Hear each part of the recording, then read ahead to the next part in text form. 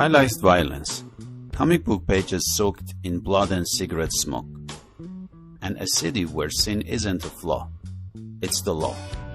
In 2005, Sin City exploded onto the screens like nothing we'd ever seen.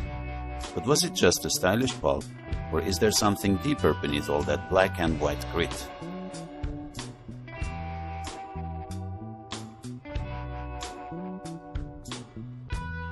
Directed by Robert Rodriguez and co-directed by Frank Miller himself, Sin City isn't just an adaptation, it's a resurrection. The film lifts its stories directly from Miller's iconic graphic novels such as The Hard Goodbye, The Big Fat Kill, That Yellow Bastard.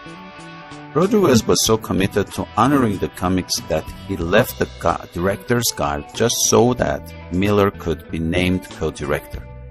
Every frame, every shadow pulled straight from the pages, and in a way it became the first true comic book movie.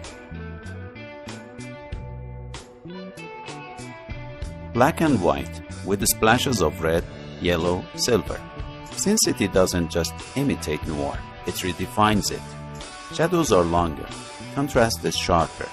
The city breathes through mist, neon, and thunder. Color is symbolic. Red means danger or desire. Yellow means decay. And white? White belongs to the monsters who hide in plain sight. Every scene feels painted, like a panel come to life. Noir stories live in gray areas, but Sin City chooses extremes: black, white, blood red.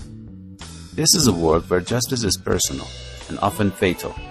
The themes are primal: vengeance, corruption, obsession, redemption.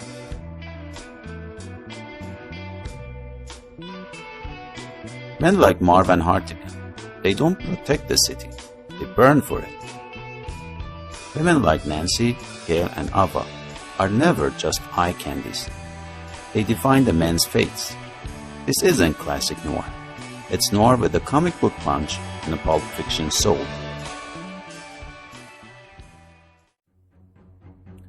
Every character in Sin City is mythic, like Greek tragedies dipped in gasoline.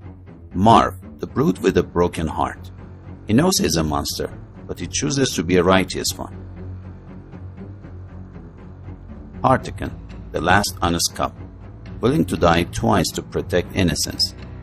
Dwight, the wild card, a man in transition, fighting to keep his worst instincts buried.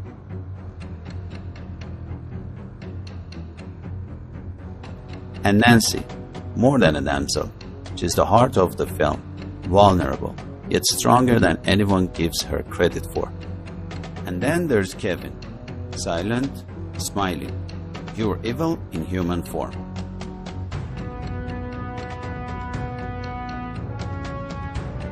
Beneath the brutality, there is a strange kind of faith.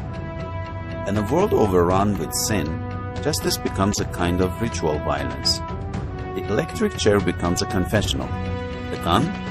A sacred relic. These stories ask us, is redemption possible when the system is built to fail? Sin City doesn't give easy answers, but it dares to ask the questions.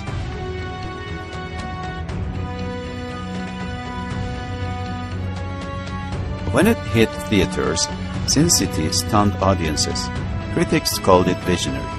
Fans called it insane. It made over $160 million worldwide and set a new bar for graphic novel adaptations. It paved the way for films like 300, Watchmen, and even Logan. Unconventionally stylized, violent, and artistic.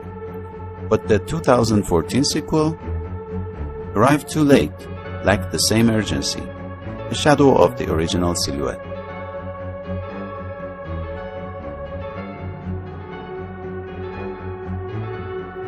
Sin City isn't perfect. It's violent, it's green, sometimes it's uncomfortable, but it's bold, it's unforgettable, and it remains one of the most faithful comic book adaptations ever made. Not just a movie, a visual opera of sin, sacrifice, and justice. You may not agree with its message, but you won't forget its voice. So, What's your favorite story in Sin City? Marv's Rampage? Artican's Sacrifice? Ava's Betrayal? Drop a comment down below. Hit that like button if you dig stylish cinema. And don't forget to subscribe for more cinematic deep dives. Until next time, keep your coat color high and your conscience low.